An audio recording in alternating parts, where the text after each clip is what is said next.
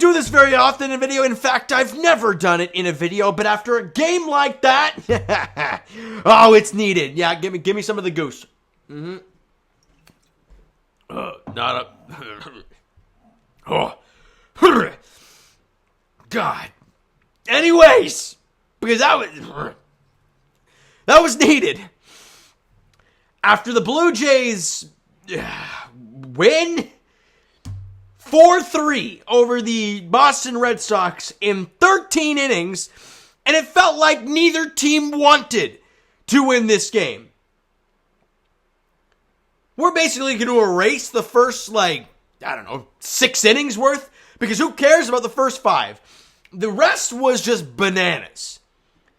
So let's fast forward to the top of the 6th inning, where Chris Bassett allows a 2-run shot to Rafael Devers to left field. And we saw that yesterday. If you were really watching the game, you saw that Devers, at least 2 or 3 of his outs that he got, were fairly deep to left field.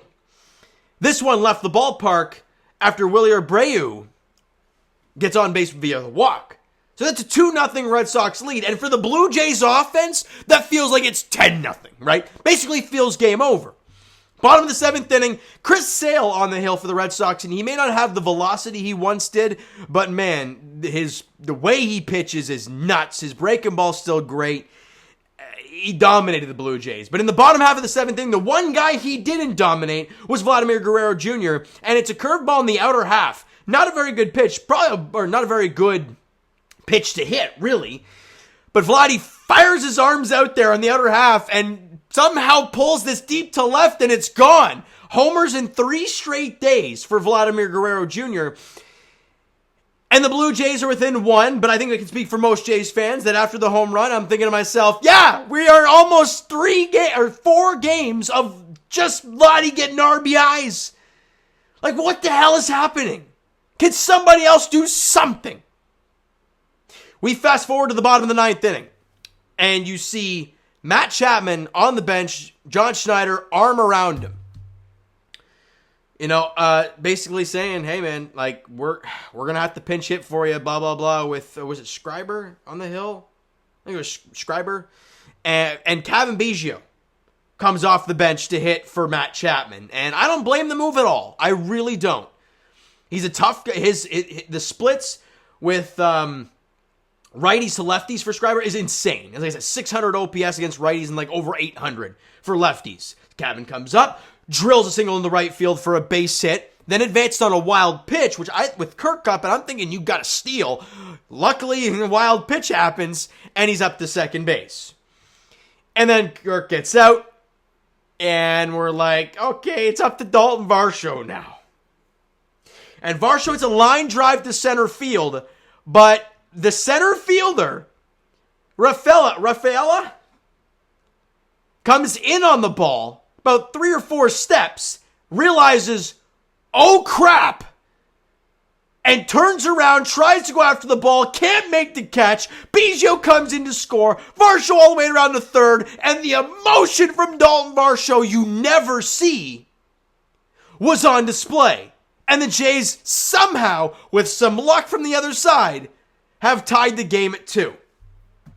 Now, before I go any further, everyone's going to say, oh, you didn't get so excited. First off, your team walked off a game. You're going to be excited. Number 2, you're in a race. So I'm going to be excited when they win a ball game, especially a game as miserable as this one was.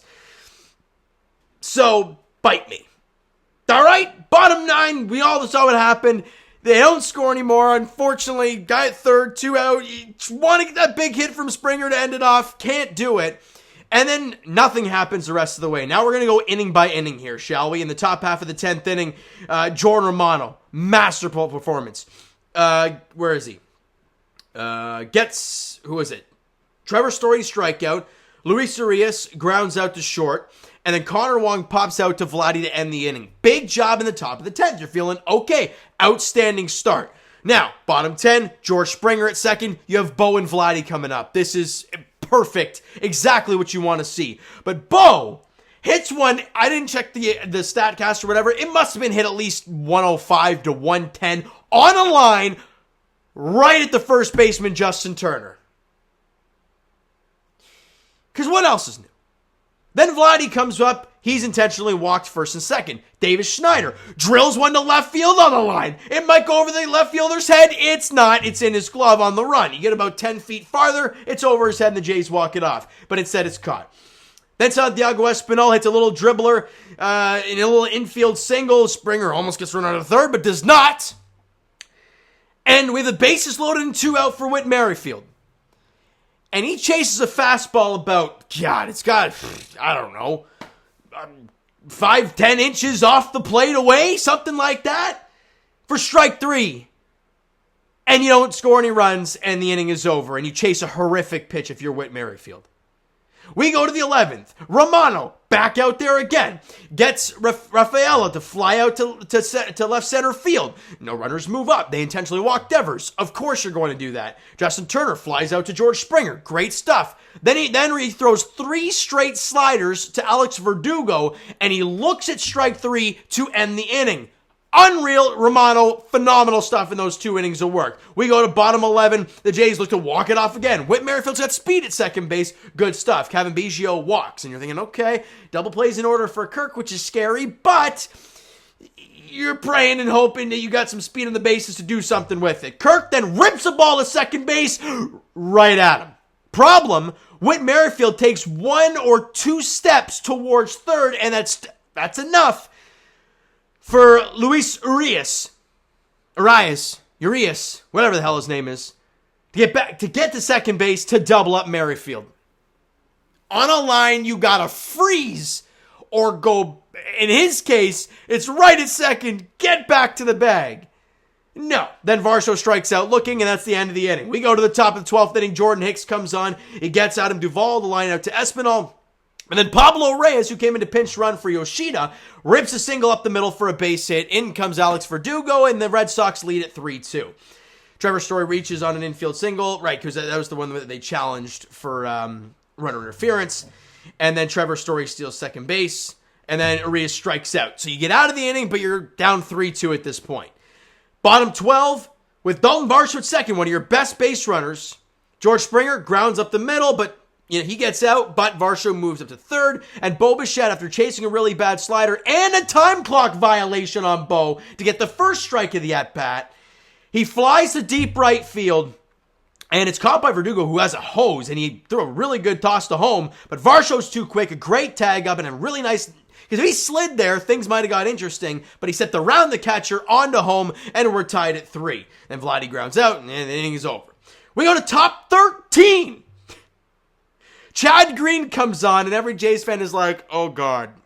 You got to get the number 9 hitter out. Gets Connor Wong to fly out to right field, but Luis Urias gets to third base. And now you're at the top of the lineup, and then a little chopper from Rafaela to Vladdy, and Vladdy gets the ball and goes right at him. And it's exactly what you're supposed to do. Tags him, no run crosses, now you got Devers at the plate. And for the second time in a row, get to first base, an intentional walk to face Justin Turner. And my God, I thought Chad Green had strike 3. Kirk was going up in the zone, so he had to come back down. But it was a gorgeous pitch at the bottom of the zone. Turner took it. It was fully in the box on the Sportsnet tracker. Should have been strike 3 and rung him up. And if they scored a run there, I would have been livid. Insane. But he gets him to fly out to George Springer to end the inning, and we go to the bottom half of the 13th inning. Vladimir Guerrero Jr. goes to second base. David Schneider comes up. And he's been hitting line drives all over the place in this game, just finding gloves. And he drills one to center field. And it's a great catch by Rafaela diving to make the play. But Vladimir damn Guerrero Jr., I love the home runs recently. But man, you got to get back to tag. He never thinks about tagging up once until he's already on his trot back to second base thinking, oh damn. The dude laid out to make the play. It was on the run. You would have been able to, you got to get to third on that play. He does not. Now you've got second and 1 out, and you're thinking, great, now you need a hit to win a ball game. Right? And who comes up? Espinal, and he grounds out to second base. Vladdy now gets to third, but there's 2 out now. Bringing up Whitt Merrifield. And I tried to hammer it home in this video, the hard-hit line drives everywhere and the extra frames were right at guys constantly. And you're like, my God, can one find a hole? You know where they found the hole? About 10, 15 feet away from home plate. As Whitt Merrifield, it's a little chopper to third in front of home. Devers comes up with it, can't get the exchange, bobbles it. Whitt save it first. Vladdy scores. Ball game. What the hell was that? I mean, I'm sweating. I'm stressed. This team, man. This flippin' team. They're 15 games over 500 somehow, but they don't feel like it.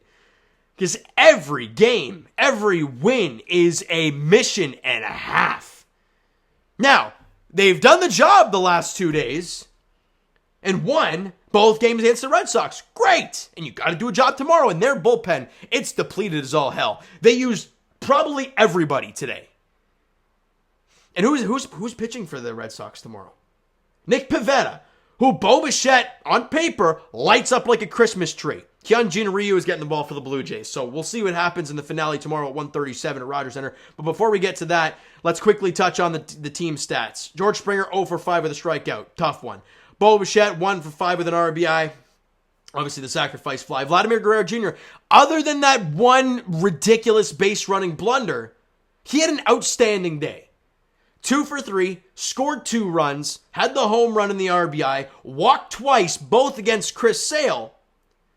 Got on base 4 of the 5 times he came to the plate. Awesome stuff, but that base running mistake, God damn it.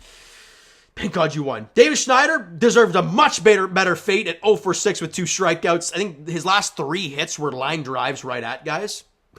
It's baseball, man. And then Whitt Merrifield is a chopper to win it. Sure. It's crazy stuff. Not much else, though. Espinal 1 for 5. Whitt 1 for 5, and it was the game winner. Kevin Biggio 1 for 1 with a run scored and a walk. He has done outstanding recently.